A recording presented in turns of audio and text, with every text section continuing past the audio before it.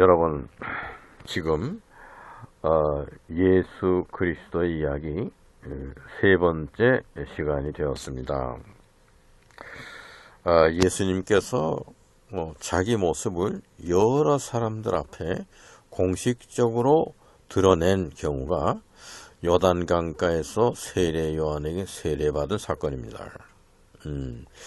그러한 일이 있은 후 아주 한적한 광야로 나가셨습니다. 성경에 있는 기록대로 얘기하면 그렇습니다. 그래서 40일간을 금식하셨어요. 그 얘기는 40일 동안 물도 안 마시고 식사도 안 하셨다 그겁니다. 금식이 그겁니다. 금식은 식사도 안 하고 물도 안 마시는 겁니다. 그렇게 40일을 지내는 겁니다.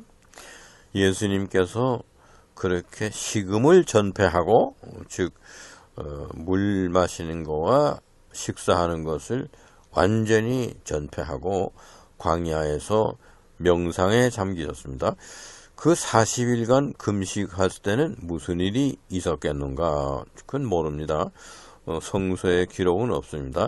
광야에 왜 나가셨는가? 그러나 추측은 내가 시험을 받기 위해서 나갔다 그렇게 된 게 아닌 겁니다. 예수님이 시험이 있으리라 생각해서 광야에 나가면 내가 악마가 그리로 온다. 그러면 내가 이제 시험을 당한다. 그러면 그 시험을 준비한다. 이런 준비로 광야에 나가신 건 아닙니다.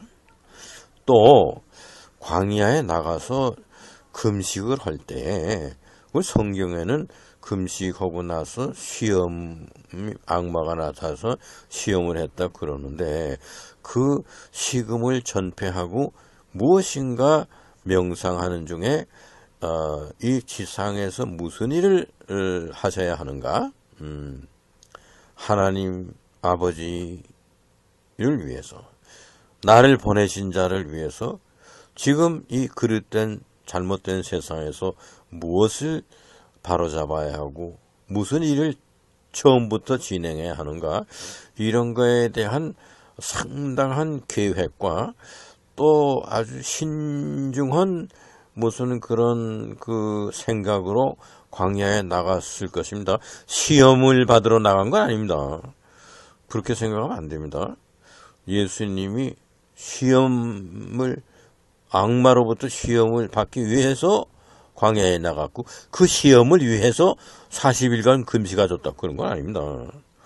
예수님이 금식하신 거는 경건하게 명상하고 그 명상의 내용은 나를 보내신 아버지 하나님을 위해서 이 작은 세계, 아주 크고 두려운 하나님의 세계로부터 이 작은 나노 같은 이런 조그만 세계로 예수님이 오셨습니다. 여기서 내가 무슨 일을 해야 되고 무슨 일을 먼저 해야 되고 그 일하고자 하는 뜻이 어디에 있으며 이런 것을 명상하기 위해서 나갔고 그 명상하기 위해서는 금식을 하는 것이 정신이 맑아지는 겁니다. 많이 먹고 배부르고 소화하고 그런 잠이 옵니다. 식사를 하지 않고 물도 마시지 않아야 집중을 할 수 있습니다. 제가 조금 여담으로 말씀드리자면 제가 오케스트라 지휘를 여러 번 했습니다. 그 지휘한 것들이 다 유튜브에 올려 있습니다. 그럼 오케스트라를 한번 연주를 무대 위에서 하려면 리허설을 해야 돼요. 적어도 리허설을 4번 5번 해야 됩니다. 저는 리허설 하는 날 아침부터 물 한 모금 마시지 않습니다. 일어나서 세수하고 샤워하고 옷 갈아입고 리허설하는 장소로 가서는 물 한 모금 안 마시고 식사를 안 하고 리허설합니다. 그 다음에는 그 다음날 리허설 할 때도 마찬가지입니다.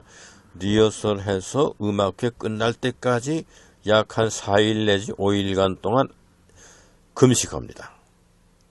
물 한 모금 안 마십니다. 목이 마르고 갈증이 나도 안 마십니다. 또 식사를 안 합니다. 그래서 연주하는 날 총연습하는데 제가 한 4일간 금식하고 하는 줄 모르고 샌드위치 이런 걸 해서 제가 식사하자고 하는데 안 갔습니다. 그러니까 샌드위치를 제 지휘자 방에다 갖다 놨어요. 나 그거 손도 안 대고 안 먹었습니다. 무슨 일이든지 큰 일을 할 때는 식음을 전폐하고 집중해야 됩니다. 정신이 맑아지기 때문입니다. 그러면 예수님께서 광야의 한적한 곳에 나가서 40일간 식음을 전폐하고 했을 때는 무엇인가 계획, 훌륭한 계획, 큰 일을 계획하고 명상하고 그러기 위해서 나가신 것이지, 단순히 악마가 나를 시험할 것이다. 나 그 시험에 이겨야지. 그래서 나간다. 이런 게 아닙니다. 그렇게 생각하시면 안 됩니다. 성경의 기록이 어떻게 기록됐더라도 우리가 상상을 해야 됩니다. 생각을 해야 됩니다. 예수님께서 광야에 왜 나가셨고 40일간을 왜 금식하셨을까? 그겁니다. 그랬는데 악마가 나타났어요. 거기에 시험 받으러 나가신 게 아닙니다. 명상하러 나가셨는데 악마가 나타났어요. 나타나서 예수님께 시험하는 얘기가 뭐냐면은, 너 40일간 안 먹어서 배고플 거 아니냐. 여기 돌덩어리가 있다. 이걸로 빵을 만드는 체주만 있으면 네가 지금 배고픈 것도 해결하고 떼부자가 된다 이거야. 이 세상에 와서 돈 벌고 잘 먹고 잘 살았으면 되는 거 아니냐. 이거 아닙니까? 그때 예수님께서 악마에게 얘기했어요. 원래 인간은 빵을 먹고 사는 존재로 창조된 게 아니다 이거야. 하나님 입으로부터 나오는 말씀을 먹고 사는 존재로 창조된 것이다. 그것이 예수님의 답변입니다. 두 번째로는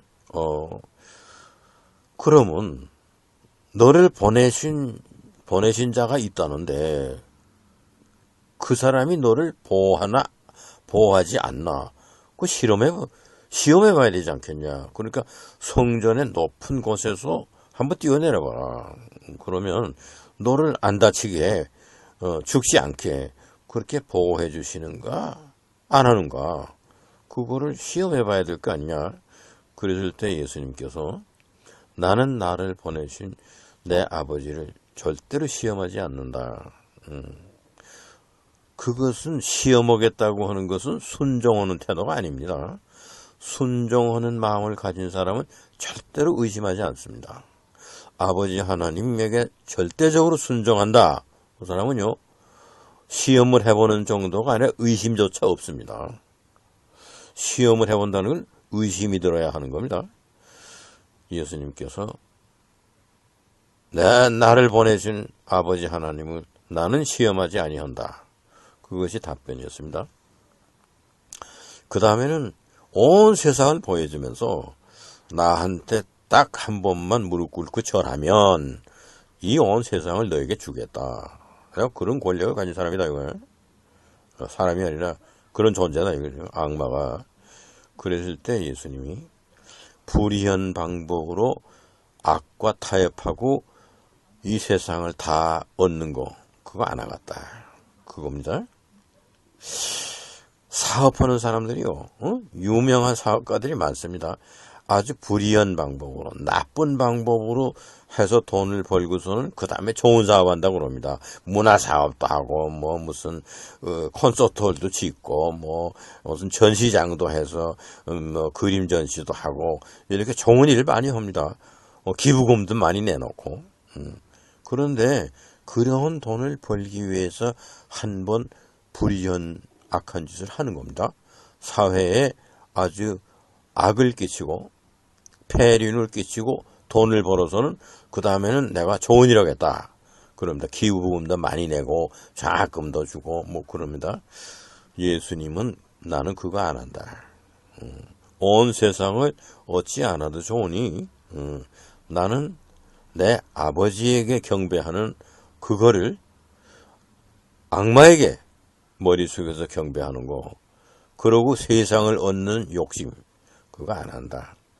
나 세상을 얻지 않아도 가난한 입장에서 아버지 하나님만 섬기고 아버지 하나님에게만 절을 한다. 이런 태도 아닙니까? 이것이 예수님께서 광야에 나가서 명상하고자 하는 데서 받은 시험입니다. 그 시험을 예수님께서 어떻게 이기셨느냐.